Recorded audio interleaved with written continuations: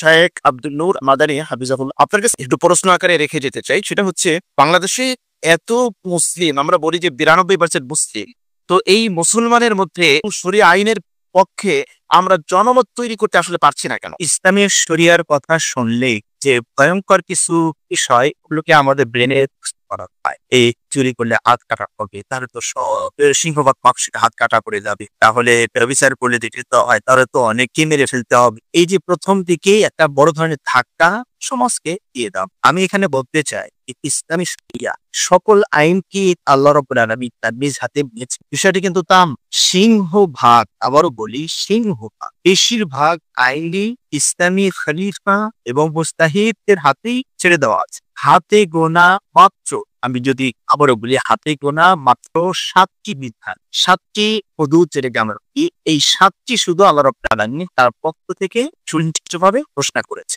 সে 7টি কি কি? 1 নাম্বার হচ্ছে, যেটা বিচার করলে তার একটা শাস্তির কথা কোরআনে মুহাদ্দিসে উল্লেখ করা হয়েছে, এবং সেখানে বিস্তারিত যদি বর্ণনা আমরা আসি, তাহলে দেখা যাবে যে আমরা যেভাবে এটাকে হাইলাইট করছি বিষয়টা আসলে তার। এখানে কুমারী হলে একরকম শাস্তির কথা বলা হয়েছে, বিবাহিত হলে আরেক রকম শাস্তির কথা বলা হয়েছে, এবং এই বিষয়টা প্রমাণ করার জন্য জটিল শর্ত আরোপ করা হচ্ছে। হ্যাঁ, এগুলো বিস্তারিত আমরা সুযোগ পেলে পরে আমরা জানব। তো 1 নাম্বার হচ্ছে ব্যভিচারের শাস্তি। 2 নাম্বার হচ্ছে, কেউ যদি কোনো সতী সাধবী নরনারী কাউকে ব্যভিচারের অপবাদ দেন আর প্রমাণ উপস্থাপন করতে ব্যর্থ হন, তাকেও একটা শাস্তি বিধান আমরা নির্ধারণ করেছেন 80টি ব্যত্যাগ। 3 নাম্বার হচ্ছে চোরের শাস্তি। চুরি করলে তার হাত কেটে। এই কথাগুলো বললেই মানুষ মনে করে তাহলে কি একটা সুই চুরি করলেও তার হাত কেটে দেওয়া হবে? এটা তো একটা বড় বড় আইনের মতো হয়ে গেল। এই যে কিছু কিছু বিষয় বিস্তারিত না জানার কারণে ইসলামী শরিয়াতে তারা গ্রহণ করতে পারছে না। এখানে চুরি সংক্রান্ত যে বিধানগুলো আল্লাহ আমাকে দিয়েছে, তা যদি ভীষণভাবে আমরা আত্মস্থ করি এবং জাতির সামনে উপস্থাপন করি, সবাই বলবেন যে হ্যাঁ,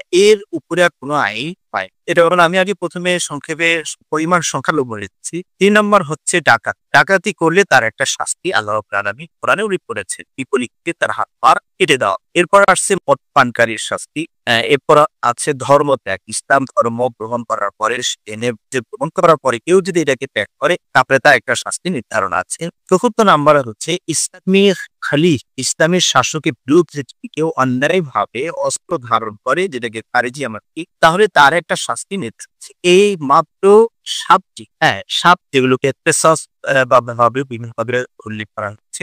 এই 7টি আবার আজকে আপনাকে একটু আমি অ্যাড করে দিতে চাই। সেটা হচ্ছে যে, ইসলামের যে হুদুদ বা যেটা নির্ধারিত শাস্তি, এর প্রত্যেকটা হচ্ছে সমাজ এবং রাষ্ট্রের সাথে রিলেটেড। একটা সুন্দর সমাজ, একটা সুন্দর রাষ্ট্র ব্যবস্থাকে কলুষিত করার জন্য যতগুলো জানালা আছে, যতগুলো দুয়ার আছে, ইসলাম কিন্তু শুধু সেই জায়গাগুলো বন্ধ করেছে। একটা সমাজকে কলুষিত করা যায় চুরি, একটা সমাজকে কলুষিত করার জন্য ডাকাতি, জিনা, ব্যভিচার, তারপরে হত্যা, লুটতরাজ এবং রাষ্ট্রীয় বিশৃঙ্খলা, এইগুলোকে রোধ করার জন্য। তার মানে হচ্ছে ইসলাম চাচ্ছে, ইসলামের শরিয়া চাচ্ছে একটা সুন্দর সমাজ ব্যবস্থা, একটা সুন্দর রাষ্ট্র ব্যবস্থা, কিন্তু এইটাকে এমন ভাবে হাইলাইট উপস্থাপন করা হয় মনে হচ্ছে এটা বর্বর আইন। আপনি যে জায়গাটা ছিলেন সাহেব, আমি সে কথাই প্রমাণ করতে চাচ্ছি যে আসলে এই যে মাত্র 7টি আইন, বাকি যে আইনগুলো আছে সেগুলো আমরা কিভাবে সলভ করব। সেখানে আমাদের রাষ্ট্রীয় পর্যায়ে শুরা সদস্য থাকবেন, সেখানে ওলামা মাশায়েখ থাকবেন, তারা একটা পরিস্থিতি সামনে আসলে সেটাকে নিয়ে সুচিন্তিত মতামত ব্যক্ত করবেন, সেই অনুযায়ী সেটার এই বিষয়টা স্পষ্ট হয়েছে। আপনি যেটা বোঝাতে চেয়েছেন যে অবশ্যই শরিয়া আইনের বৃহৎ একটা পরিসর আছে, যেখানে পরিবেশ পরিস্থিতি বিবেচনা করে যিনি জাস্টিস থাকবেন, যিনি কাজী থাকবেন, খলিফাত থাকবেন, মুস্তাহিদ থাকবেন, স্কলার থাকবেন, তাদের সমন্বয়ে তারা সুন্দর একটা ব্যবস্থাপনা দেবে। এই জায়গাটা স্পষ্ট হয়েছে। আপনি যদি দ্বিতীয় বিষয়টা আমরা যে বিষয়টা উত্থাপন করেছিলাম সেখানে হ্যাঁ, এখন আমি আরেকটু বিষয় আপনাকে বলি। সেটা হলো যে ব্যভিচার করলে, এই চুরি করলে বা এই হাত কাটা, এই জিনিসটা যখন এসে যায়, তখন অনেকেই মনে করেন তাহলে তো অধিকাংশই হাত কাটার পর, কারণ কি আমরা যে দেশে বসবাস করি, এদেরকে অধিকাংশ চোর। এই আইনের একটু বাস্তবায়নের বিরোধিতা কারা করতে পারে? আমি আপনার মাধ্যমে সারা বিশ্ববাসীকে একটা প্রশ্ন ছুড়তে চাই। চুরি করলে হাত কাট, যে বিস্তারিত নিয়মের আলোকে সেটা এই আইনে বাধা পক্ষে পারে কি? আপনি বলবেন যে চোর সে আইনে বিরোধিতা করবে, অথবা যে চোরের দোষ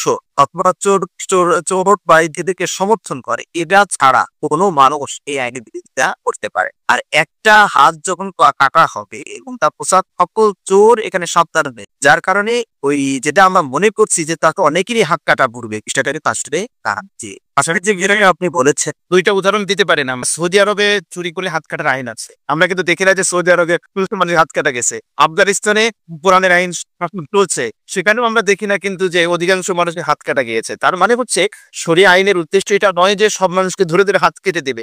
শরিয়া আইনের উদ্দেশ্য হচ্ছে সুন্দর একটা সমাজ ব্যবস্থা উপহার দেওয়া, যাতে করে চোর ডাকাত খারাপ মানুষগুলো যাতে করে এই অপরাধ করতে যারা সাহস না পায়। জি সাহেব, আপনি দ্বিতীয় পয়েন্টে যেটা করেন। জি, আমি ওই কথাটা বলতে চেয়েছিলাম, কিন্তু আপনার অনুষ্ঠানের সময়টাকে কেয়ার করে আমি ওখান থেকে পাশ কেটে এসেছি। তো আপনার কথাটা আমি যুক্ত ওদের আবার বলছি, কারণ হলো যেমন ইউরোপ আমেরিকায় সেখানে একজন ব্যক্তিকে এইভাবে হাইলাইট বোঝানো হয়েছে যে আরো 30 কিলো সবই হাত কাটা দেখবা। যেমন সৌদি আরবে সফরে আসলেন, তো এসে হাত কাটা মানুষ খুঁজছিলেন যে আমার এলাকায় যে প্রচার করা হলো যে চুরি করলে হাত কাটা, আরব দেশে নাকি সব হাত কাটা, তো উনি হাত কাটা মানুষই খুঁজে পাচ্ছেন। তারপরে তাদেরকে একটা ভুল মেসেজ দিয়ে রাখা হয়েছে, মানে এই যে ভুল তথ্যটা দেওয়া হয়েছে। আসলে আপনি যদি যে কেসাসের আরেকটাও খেয়াল করেন, আল্লাহ কোরআন কি বলছে, ফদলাকুম ফিসাসি হায়াতুন ইয়া উলিল আলবাব, জ্ঞাতবান বিচক্ষণ ব্যক্তিরা এই কেসাস, হত্যার বদলে হত্যা এবং আরো অন্যান্য কথা যা আছে, হত্যার বদলে হত্যা, এর যে তাদের জন্য